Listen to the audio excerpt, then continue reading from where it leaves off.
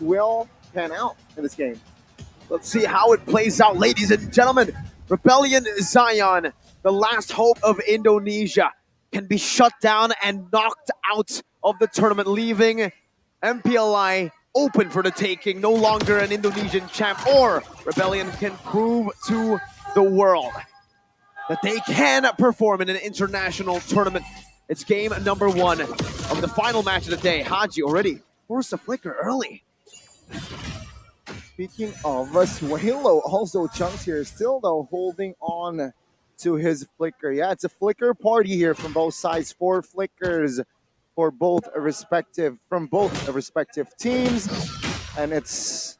I want to see here Rebellion already. Oh, in the mid side, Haji with no flicker taken out there. Vincent already looking for a flank, but that was first blood for the Blue Bulls. And I want to say that we're tunneling into that assassin pickup, the jungle pickup. But if you think about it, Rebellion's roam with this Franco, it's pretty good against the heroes of Blacklist International. And obviously, if you get the hook, you don't need the reach anymore. And we know for sure that the Ixia is a static hero, right? So if we activate the ultimate, you can easily land the hook with that. And there's a lot of like big bursts to combo with it. This is Novaria plus the Franco. This is Bruno plus the Franco. I mean, we were talking so much about the jungler pickup that we forget that overall RBL's composition on its own, it's actually pretty good around the Franco. Which was also why I was surprised after a Franco, they picked up an Ixia, a hero that will not or is not able to bring a Purify in his kit or in her kits. Yeah. Yes, let's see here the first turtle setup. Kimboy and Vincent already in the vicinity. Kimboy trying to provide vision as well. Suelo popping. Oh, good hook. On to Haji now. Haji not level 4 yet, and he will be taken out. Rebellion, a man advantages. Kimboy flickers out of Cars. Good knockup though. Cars also rock and pop his flicker, but Rebellion will have space to find the first nuke. We've been really talking about big Franco games in MPLI 2023. Oh my god. Super close there as the recall actually still gets channeled in. Yeah. We were seeing Maro the other day making some crazy hook plays, but we completely forgot there's another Franco god in Indo. Yep. Aside from Vin, it's Audi TZ on the Franco. Right. It's popping off. Was able to talk to Maro after their game, and Maro essentially said that he cannot explain how he was able to land the hooks. It's just all about momentum. And then I further talked to Woloski, and he confirmed that, yeah, Franco is not about that. Franco's about momentum. Oh, again, the hook and the hunt this time. To top it off, Vincent pops a decimation as well. Yep. Kimboy taken out. It's always this skin too. It's always this guy. The same legend guy. Yeah. My god, the purple Franco skin, man. Exactly. And also, you have the ultimate, the Astral Echo, which kind of increases the hit box. That's a cheat. Yeah. It's one of those combos, right? Bro.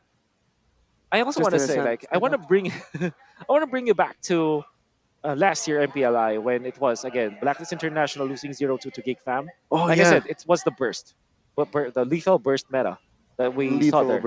The burst. And this is what we are seeing right now for the side of Rebellion.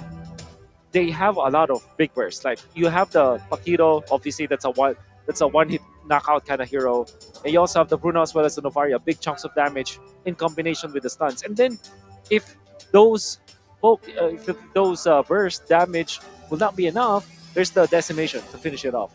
So I think that, yeah, we focus so much on the lane to lane matchup that we forget the entirety, the composition of Rebellion. As a whole, it makes a lot of sense against the nature of Blacklist International. General idea, right? Because exactly. I thought Haji was going to bring up Purify, but no, he went for a risky option, bringing the flicker, perhaps looking to close the gap or even find some space. Yep. And I thought they would bring a composition, or Blacklist would bring a composition where the marksman can also bring a Purify, but that also is off the board. Yep. So a very interesting approach here from Blacklist. But yes, general idea, Rebellion has, I think, a better composition if you really compare it. There is you can say that like if they do land their skill shot. Yeah. I think the main weakness of their composition is that it's Precise. yeah, it needs to be precise. Hard to execute. Hard to execute. It's basically a skill shot composition, right? So it's a the skill Franco- issue if they lose, Exactly. but it's also a skill issue if they win. Exactly. But if you're looking at the composition of Blacklist International, well, they are timing dependent, which is they will have to wait for the last of the Oasis, maybe 3 items of the Iksha. If they group up together, they're pretty strong. Like Edith is almost difficult to take out, and if you have the Flask of the Oasis on the Minotaur to go with that, they can really last the fight. But if they get picked apart one after the other, that's when the Blacklist International comp will struggle.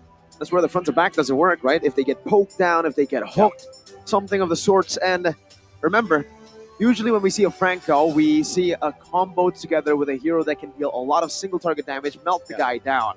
With the Bruno, the Novaria, the Paquito even, there's already enough amount of damage, plus the execute from the Decimate. That's all the Martis wants to do, execute in these team fights. If he just finds 1, 2, and so far in the game, he's actually been able to find 1 big Decimate. Yeah. Remember the snowballing prowess, man. Once he gets that snowballing rolling, it'll be very, very hard to fight it. You might as well avoid it. There was a particular niche hero that was silently a very impactful hero in MPL ID playoffs, and this is actually the Paquito. Remember, it was banned out so many times by teams, and when I was able to ask some of the coaches, especially Coach Yeb, they said Raja Yeba himself said, Paquito is not the strongest hero in the metagame, but why does it have a high ban rate? It's because of the annoying playstyle that you can split push. Yeah. Which is, again, a problem for a 5v5 composition. Uh-huh. This Paquito, now, we were surprised that it was the priority pickup, but now it makes sense. Against a team like Blacklist International who likes to control the map and group up as 5, the Paquito might work when it comes to split push. Just as you say it, Wolf, it happens instantly. It's almost like you're blessing them. Rebellion Zion find a turret up top. Going to try to set up again for the next ute, as Gani likes to put it. Blacklist International still struggling even with mid control as Haji's been picked off twice so far. Not a good start for Haji. Oh, Dominic. good flicker. Earth Shatter as well. Now connecting Audi. Will not survive that one. Surely, and Blacklist knows without Audi, they have increased their odds in taking this turtle. Vincent, though, will jump in here. Perhaps looking for a kill. Not the turtle. Yes, Dominic now in trouble. Oh, good minion for your flicker. And there you go. The team collapses on towards Vincent, grabbing the kill. What a great read by Blacklist. They know if they continue to let Audi TZ posture up, look for these positions, it will not be good for them. So Dominic just takes the proactive route, flicker forward, no problem. A very questionable jump coming out from Vincent, knowing full well that there are 4 members of Blacklist International. He has the same level as Rindo. There's very low chance that he is able to steal that turtle. And Blacklist International are very smart to deal with that. They just did not damage a turtle. They baited Vincent into trying to find the vision onto the turtle itself, look at the HP of the turtle and try to steal that objective. And then they punished. And RBL already, they've lost a lot of steam with that play. It's all about momentum, right? When you're playing the Franco. So that play earlier where Audi TZ was picked off might actually have a lot of impact. Oh, doesn't quite get it. Owl still able to maneuver around. Does get poked though, Gani. A lot of HP down. And for Blacklist, they just need to weather the storm so far, yeah? For sure. Low in the mid lane. Cars low. Goodness. The Nolan man, the damage was a little bit too much for Cars to handle. Now Rebellion, they regroup in the center. See that up top, Rindo already able to push it. This means that he will have more levels compared to Vincent. Heading to level 11 after that. Is this enough? Gonna be enough. Definitely not, man. Blacklist International out macroing Rebellion very early on in the game already. With the Nolan, they know that they have so much kill pressure, whether you set up for the Nolan or whether he's alone, independent, roaming around the map, going for kills. And hey, if you get an XP lane kill, you automatically translate that to an XP lane turret. Now, the lead that Rebellion had in the early stage, literally every single one of those leads have been answered by Blacklist International. Martis is just this hero. It's just like the previous game where we said that Lancelot versus Martis, Lancelot will win that matchup. the same with Nolan. Once you take and stop the steamrolling from the Martis, it's very difficult to recover. Okay, Rebellion now will look for a contest in this last turtle. Dominic again, whistling the flicker here, trying to find a kill, and Audi instead deleted. Kingpoi with the secure kill. Vincent in the backside, soaking damage, taking some heat. Haji with the aggressive flicker, and Black Shoes! Whoa! It pulls Vincent back to his team. The machine! It's no longer the Kada machine, it's just the machine! Wow! Haji with the big brain plays. Oh Baiting my out. goodness. And then he knows full well that the decimation will eventually just attract and lure that hero. He pulled him back, and it's like he had guiding wind against the opponent. It's like he had a divine judgment. Haji, what a machine! He just reacted to that. He had to react to that, right? The decimation, right as he pulls back the sword, he pops the Black Shoes, gets the animation, and pulls him all the way back to Blacklist International.